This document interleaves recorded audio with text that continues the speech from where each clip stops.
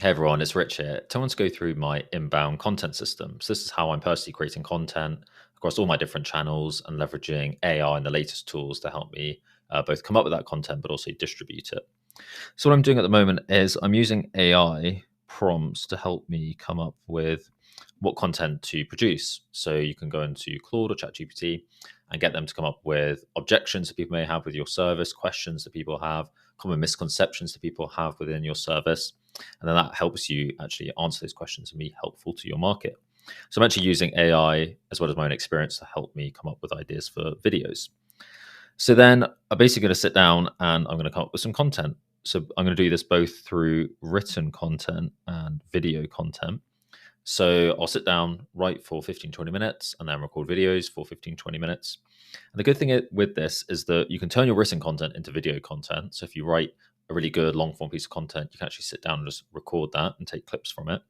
But then also with your videos, let's say you have a long form interview with someone, you can then turn that into written content. So actually both of these feed each other, which is really efficient. So once we have that content, so let's say we've got our block of written content, and this is where the key is having your own insights as a block of content, which you can then distribute into all the different channels.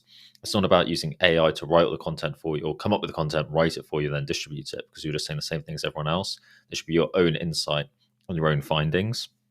So let's say your written content, this is what I do. I put it through, I'm using Claude at the moment. I find that's the best.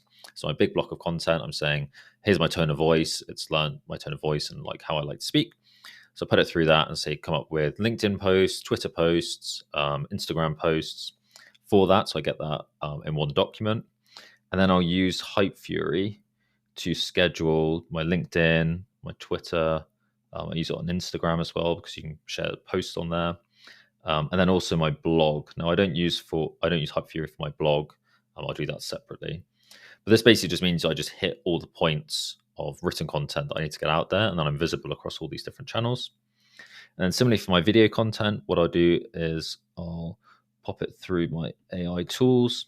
So I'll use Opus, which takes my clips and puts them into short form, which you can obviously share across TikTok, Instagram Shorts, YouTube Shorts, wherever you want to focus.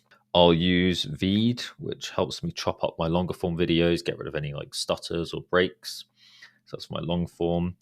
And then I'll also use Tello, which I'm using for this at the moment, which is for my like presentations where I'm sharing something.